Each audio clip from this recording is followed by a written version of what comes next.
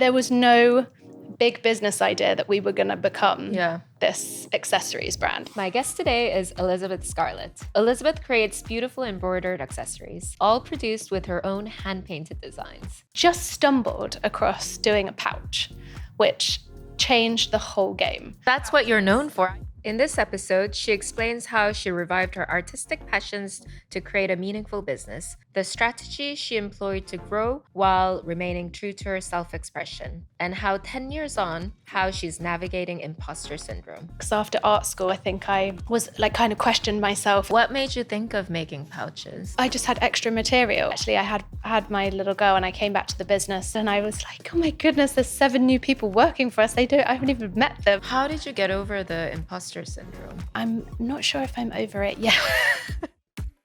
Welcome to Unboxed. I'm your host, Connie Nam, the founder of Astrid and Miyu. In these conversations, I speak to founders, investors, and creators who are all breaking boundaries in their space to discover the person behind the brand and what it took for them to build their empires. Hey there, Unboxed listeners. We want to take a second to shine the spotlight on Payhawk, the sponsor of this episode and the company that's revolutionizing how businesses like Astrid and Miyu manage their finances. Imagine a world where your team has the freedom to make spending decisions without the constant fear of overstepping boundaries. That's exactly what Payhawk has created for us at Astrid and Miyu. Here's the game changer. Payhawk's innovative spend controls. They've struck the perfect balance between empowering our team and maintaining financial oversight. It's like having a financial superhero cape, freedom to fly, but with a safety net firmly in place. How does this work? Our finance team sets pre-approved policies and approval workflows.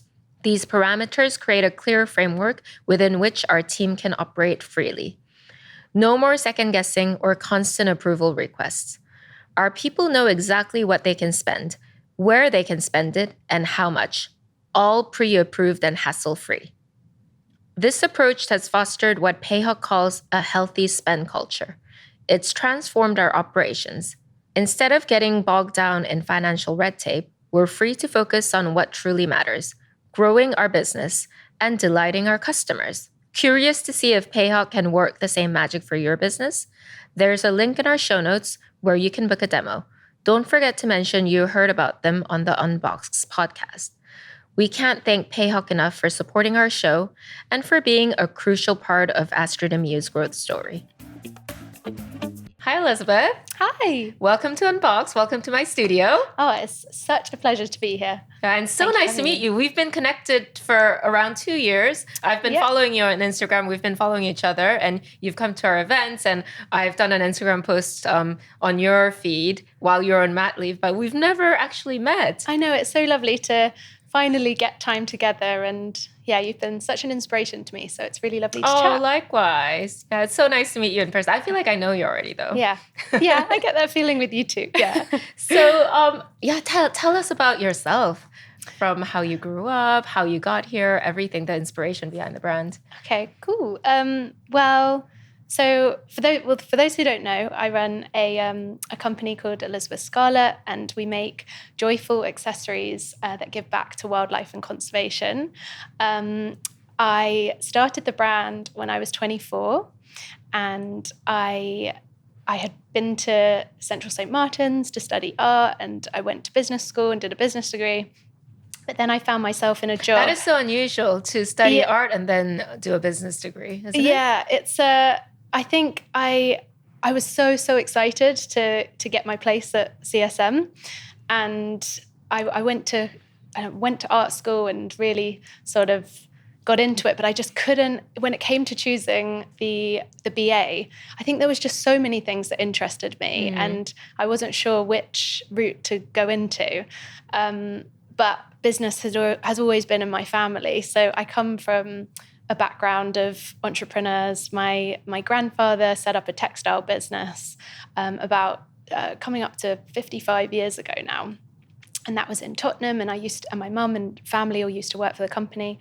And I used to go and visit when I was really little, and I still remember him giving me little jobs and making the teas for everyone and really feeling a part of it and loving to visit. And my dad's also an entrepreneur. My stepdad's an entrepreneur. He's also a co-partner in our business.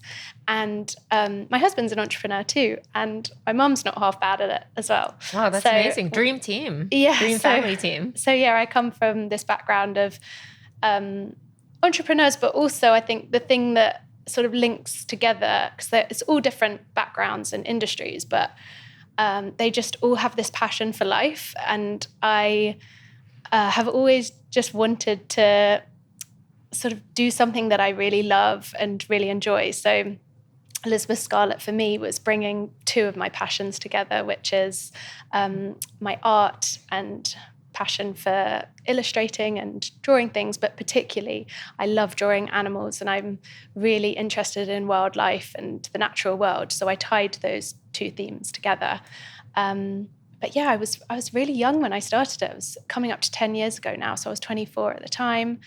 My husband at the time was working for a really exciting startup, and I was in this job that I didn't enjoy, and I just saw him sort of learning and thriving and just connecting. And I just thought, I want to do something. And if I can pick up a paintbrush again, because after art school, I think I was like kind of questioned myself if I was, when you go to art school, everybody is quite like really invested in their pathways. And because I felt quite lost and not sure what route I wanted to go in, I thought, oh, maybe I'm in the business world, but I wanted to get back to that creativity again. So picking back up the paintbrush and painting my first designs really just set me on this very exciting path. And even though it was quite lonely at the beginning, and I was probably the one that saw the vision, it was quite hard to explain to people that I wanted to paint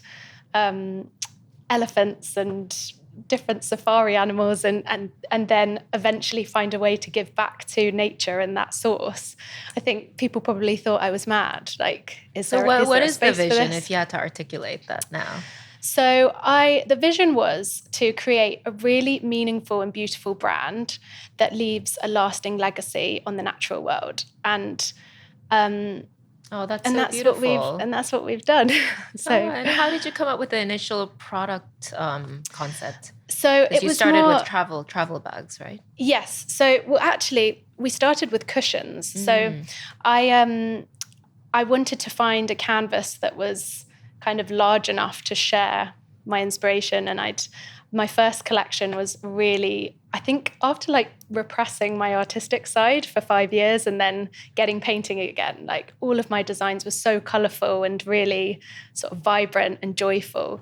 So are they quite different from where they are now? I'd say that we've evolved, and now actually I design for lots of different customer types, and I think we still have quite eccentric designs as well. But at the beginning, that was just that first collection was like my first baby, like putting it out into the world, like this is me and this is my joy and how I want to sort of create this colorful, joyful brand.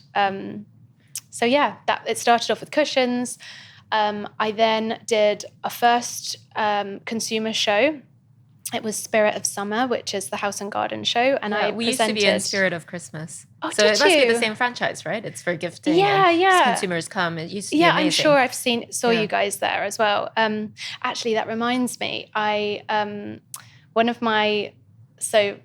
Not going into it and not having lots of experience, my super skill was always to kind of ask people for help and kind of reach out and look into my network of who could support. And I remember I had this friend who was working for this PR company, and they were doing I can't remember what they called it now, but like kind of like an open house for all the brands that they represented. Like a press day. A press day, that was it.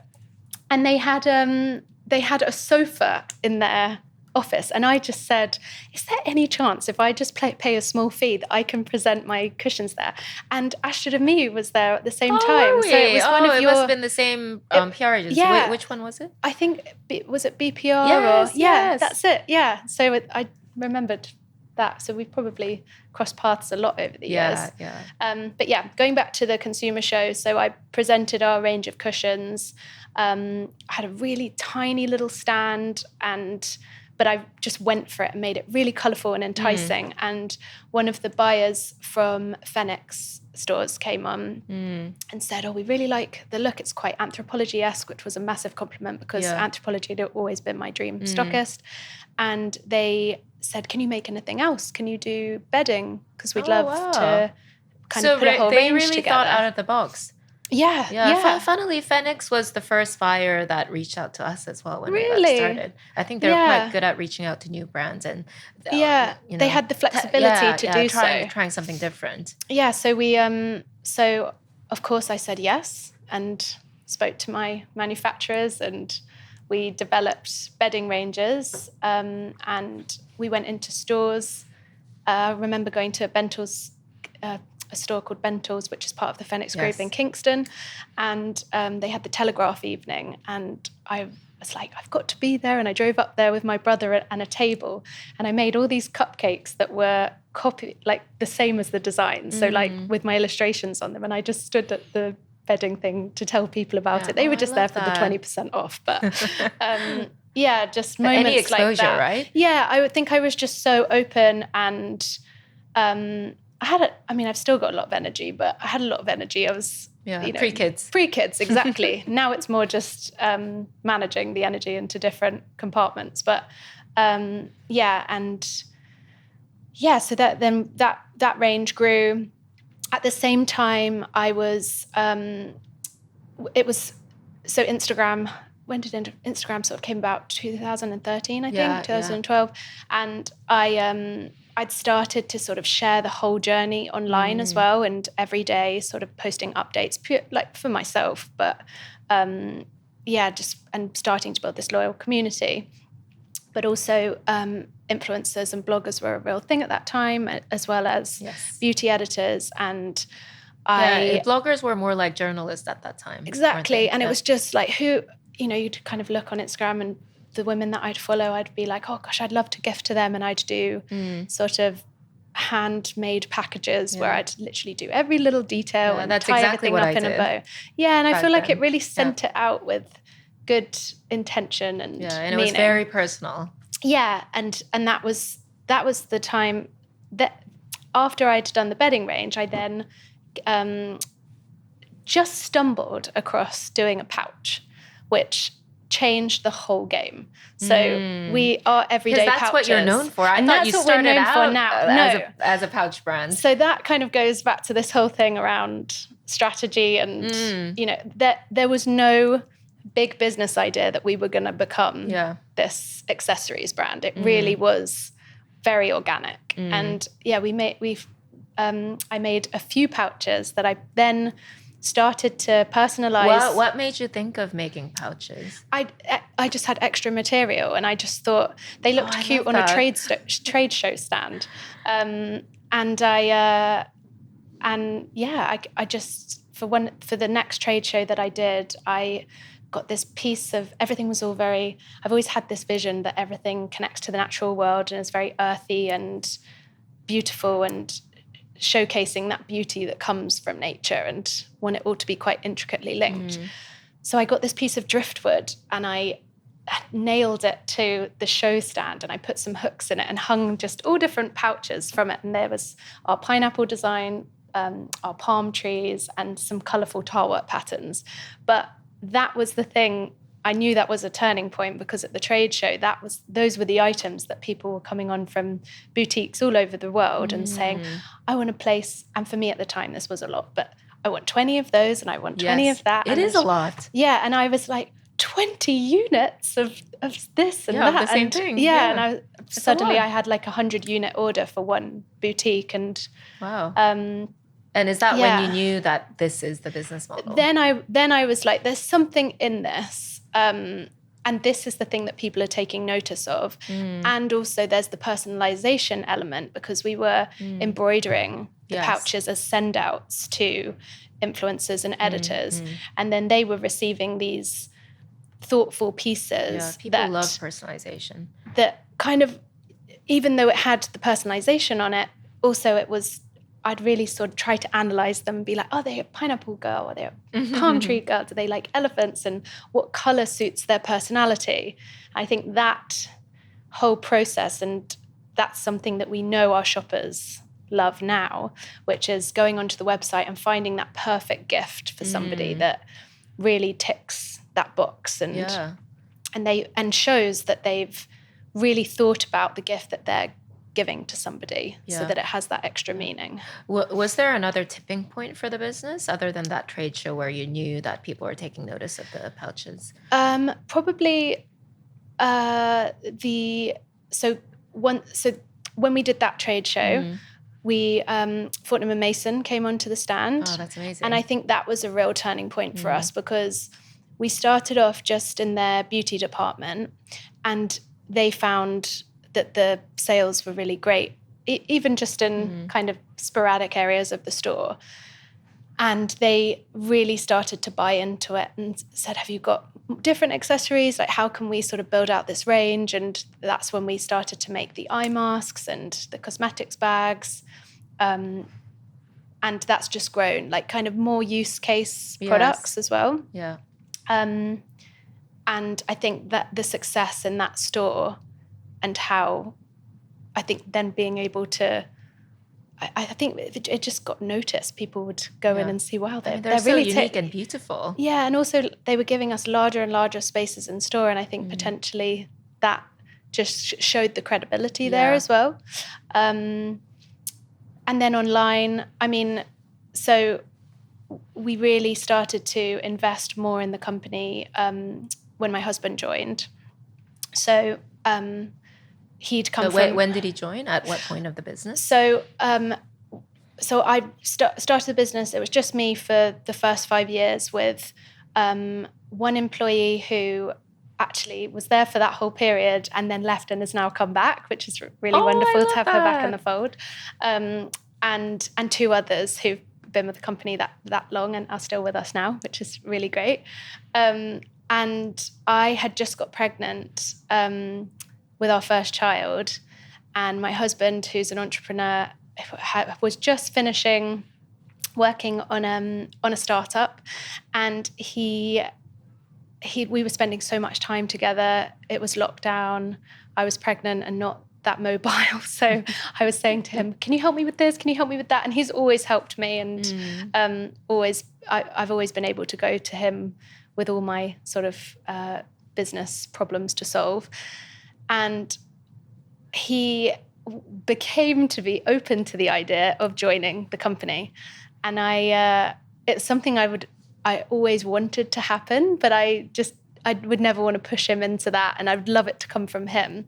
And he started to help me with my handover. And as my pregnancy date was looming, he was like, okay, I'll be your mat cover. Yeah. And then he never left. So he's been with the company now for 4 years. Yeah, that's the best. And the company grew so much during that period, right? During that period, that's been our greatest growth time. I think. So he's come in and added a lot of value. Clearly. Yeah, we say in the business that Alex came along and kind of turbo boosted everything. How do you split your roles? So Alex is CEO. I'm creative director. But I mean, we're husband and wife. We basically run everything past each other, and we talk about. We're completely obsessed. It's like and you talk about it all the time. Yeah, it's nonstop, and I think we both just had this shared vision. I think the thing that excites Alex the most is the mission of the company, and we set up once he joined, about a year into running the company. We'd already done these wildlife collaborations where we had a certain product that would align with an amazing charity and give back. But we thought if we raised £250,000, 500,000. Oh my God! Yeah. Congratulations! Thank you. And you have goals to reach 2 million by 2030. Yeah. So through the success of these collaborations, we'd seen other companies like Patagonia, for example, doing 1% of annual sales and giving back to charities. So we thought, okay, if we're really going to grow this and we're going to go for it and put everything into this, let's double bake that and do 2%. And we'll do 2% of annual sales instead of doing a percentage of the profits, because profit is so, like, it flows up and down. So let's really think about the annual sales part of it. And we launched 2% for the wild. And I think that just geared us up to a mission that goes beyond the first vision of an accessories brand and gives such meaning to both of us and the thing that we're building. So yeah, that side of it really, really lights him up as well. Oh, I love that. I'm going to talk to you about where the business is now, but before, let's go back to your early years. So you started painting, going back to your creative roots. How did you get started with manufacturing and everything? I know your family comes from manufacturing. Did you get family help at that time? And how did you fund the business? How did you do it all? So after university, I got a job on a graduate scheme and really wasn't enjoying it. So I then thought, right, if there's a time to do this, now is the time. And my stepdad works in manufacturing. He actually took over my grandfather's company. So it's in a completely different industry, but they... What kind of manufacturing? So they manufacture bathroom products. Oh, okay, completely different. Hardware then, yeah. Also softs like shower curtains. And they had done... some embroidered shower curtains. So when I first started doing my paintings and thought there was just a lot of print available in the market. So I thought if there's something I could use to enhance the designs, perhaps embroidery is the route. So I asked them if they knew anybody, and I reached out to a factory that they'd worked with previously on embroidered shower curtains. And I booked a flight to China and I went out there and I showed my designs. They're still our manufacturer to date. That's great. It's a woman-owned factory. And I think when I arrived, they thought I was barking mad because I said, these are my designs. And I think I just had so much passion and excitement behind me that they thought, whether they thought it was going to be a success or not, I think they just thought, do you know what? Let's make a few cushions. Yeah, and you were able there. to manufacture small quantities of each. Yes, that was really key. I think that is key because that's how I got started. I found a supplier in Korea, where I'm from, who really believed in the vision, and she let me manufacture like 5 pieces of each design, and that's how I got started. Otherwise, you'd be stuck with inventory, and I think this is such a key message for any entrepreneurs that are starting out, right? Because minimum order quantities are such a huge issue and such a big entry barrier. My first order of cushions, so that was the only loan that I got to buy the first order of cushions. And it was just a family loan to make a purchase, but it was small units. And the idea was that I would sell them and then it would go from there. And the business has been really organic over the years. We've never taken investment. It's just... buy and sell and grow and buy and sell and grow. And that's the best way. Yeah, it's and we've done it. Way. You have full control. Yeah, and it has been a slower process because of that. But I think, that's not to say it doesn't come without its challenges. It's definitely been challenging at times, but it's enabled us to grow and really develop who we are. I think because I didn't sort of come at it with this huge strategy on we're going to be this accessories brand and we're going to make this and this and compete with this person and this person. It was very much a self-expression thing, and then learn as we go. So learning from what our customers liked and then doubling down on that and telling the story. I love this. I love that side of it. I love the photo shoots and really getting into like the juiciness of the story and sharing what the original vision for a collection looks like and telling that. And I think having things around like Instagram to be able to communicate that on a small budget at the beginning and also just asking anyone I can imagine for help. And asking for help.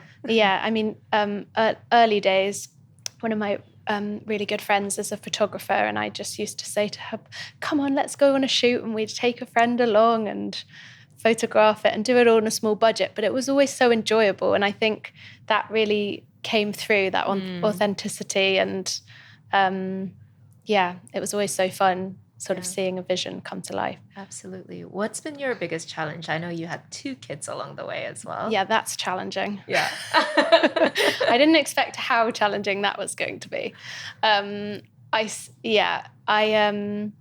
So I've got a little girl who's 4 and a little boy who's 16 months. And I think that first transition into motherhood and our company growing at the same time. I had my little girl and I came back to the business and Alex had joined and really got things going. And I came back and there were 7 new employees. Yeah, it was a completely different company.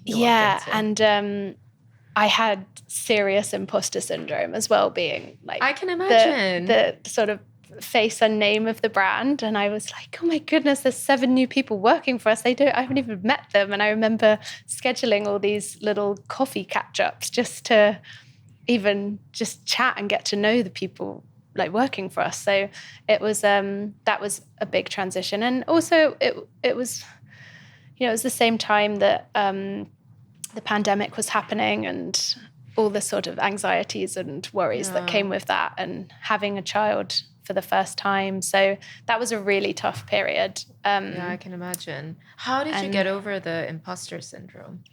I'm not sure if I'm over it yet. I think it always sort of lives in you, doesn't it? How do you manage that? Yeah, I think it always lives in you.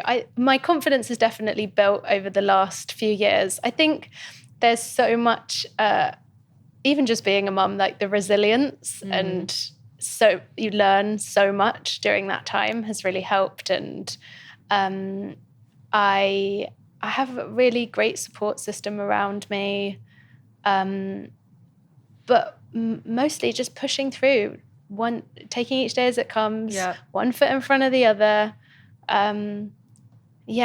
It's I'm trying to think of anything that's more succinct than that, but I think it's really just going through it. And you just need to get on with it. Yeah, and not doubting yourself. Just, I think particularly with Elizabeth Scarlett, it's like my other baby. Like it really is self-expression, and it's just pushing through it and I don't really know how I got through it, but I definitely did. Like I feel on the other side of it now. Yeah, that's great. Yeah. And what was COVID? I know it's like such a cliche to talk about COVID, but I'd imagine your products were very good for COVID. Yeah, it was such a terrible time for so many, and I think the thing that was good with our offering was that people were looking for thoughtful and meaningful things to send to one another that were to show people that they cared and to connect, and our products allowed for that. And we really developed things during that time. So we were like, okay, we need to make sure that we've got the gift note service working really well, and the personalization. And we ended up bringing the personalization in-house so that we could fulfill that as well, which was a whole process. So the embroidery element. Yeah, so we started off working with freelancers on that, and then as we grew, it just became so difficult to manage that we ended up investing in the embroidery machines. But they're a really expensive piece of kit. So and you've got the full warehouse integrated, right? Yeah, exactly. So was that a decision you made later on, or did you always have that in-house? So I started off with a small warehouse space that was part of the same. So there's part of the same place that we've had the bathroom products sold in. I don't think they can quite believe now, actually, that the Elizabeth Scarlett space has grown so much, because some of the staff I grew up with. Like there's a lady called Lynn who literally remembers me from those cups of tea days. Aww. So how old were you? I must have been like 3 or 4. Oh, So yeah, she's amazing, and yeah, I think it's still quite shocking to them how it's grown. But yeah, so we have basically just grown into the space and bit by bit taken over, I guess. Yeah. Wow. With the turbocharge, where is the business now in terms of like number of staff, like or any kind of metrics that you can share? So in terms of staff, there's 25 members. We are in 1,000 stockists worldwide and in 15 countries. So wow, global it's business. It's which I think in my heart was what I always wished for, but I think in reality that just felt like such a humongous step.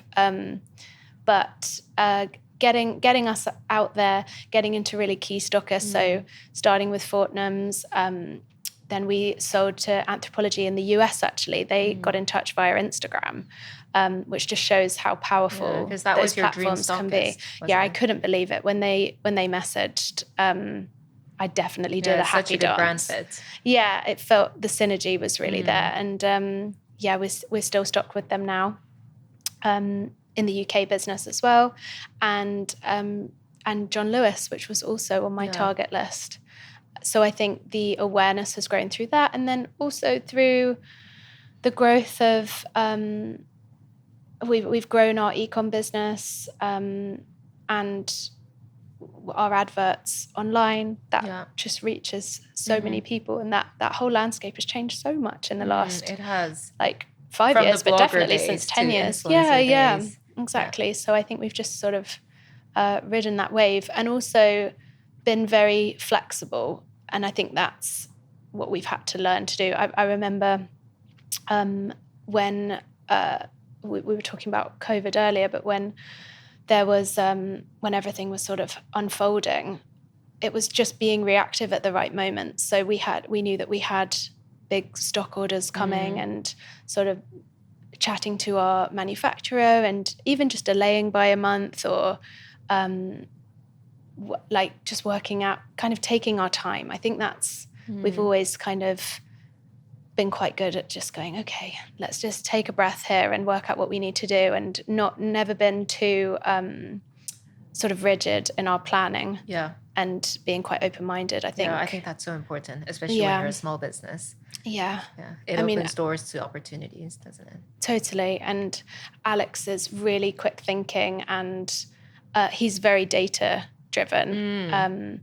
I'm probably more gut instinct, but I think we're really good pair with that as well. I think you need both, don't you? Yeah. Because data is historical, but gut is more futuristic. Yeah, and he's come from a more marketing background. Yeah. So him joining the team and building out that side of things has been so beneficial. And then that's also enabled me to lean into my strengths, which is building the brand and designing the products. Yeah.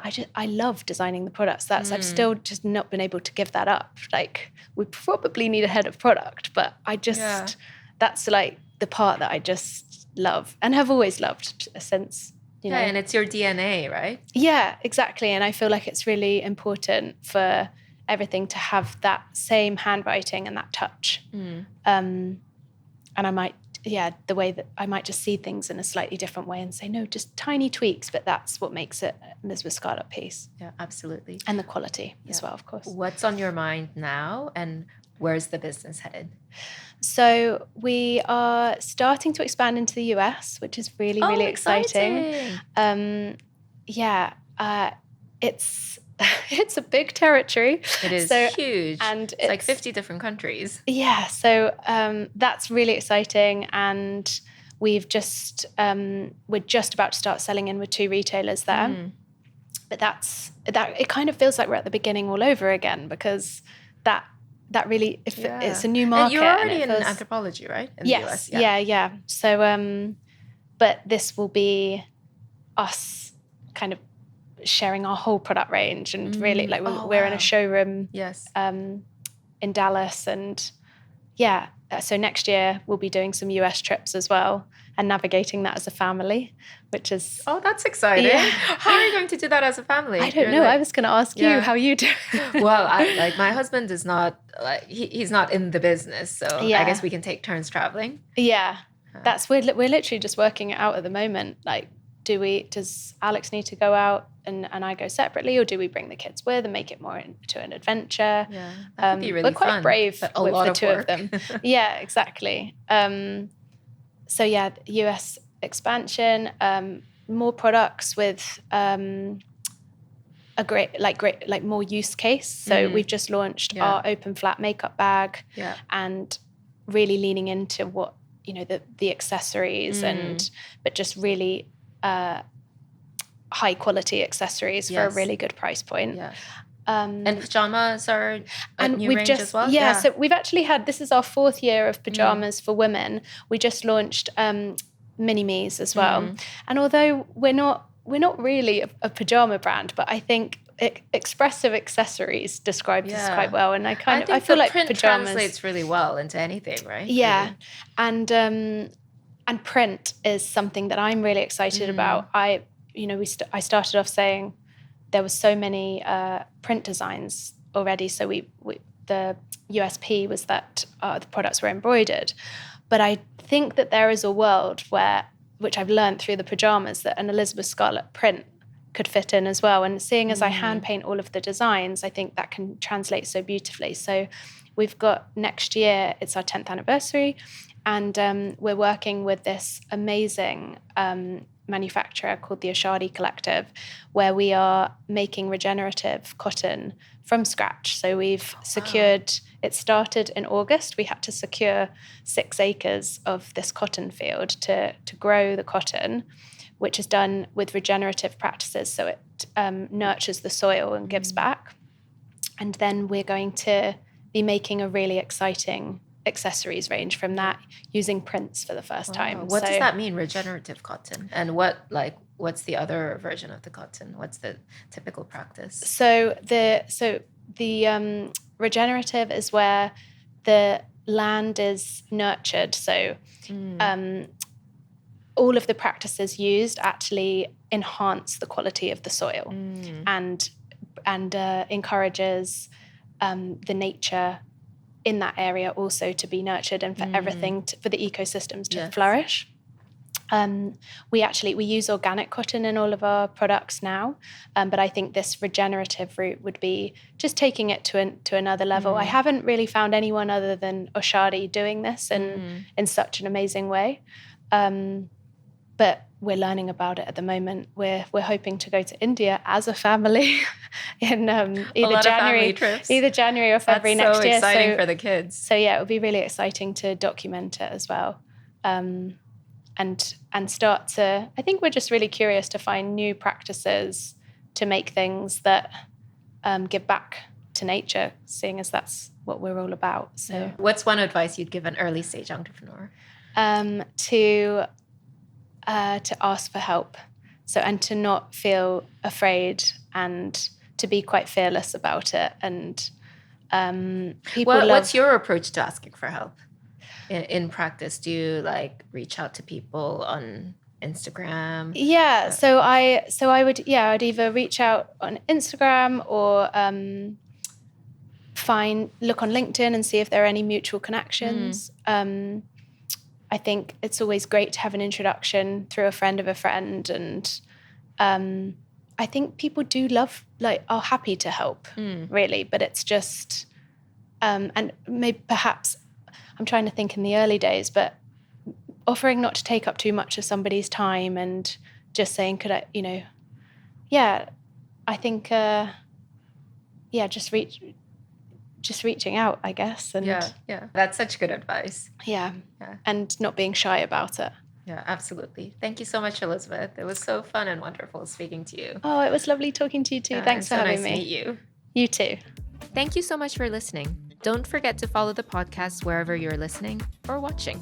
You can follow me at Connie Nam, Astrid and Miyu at Astrid and Miyu, and the Unboxed Instagram page at unboxed_founder confidential. See you next week.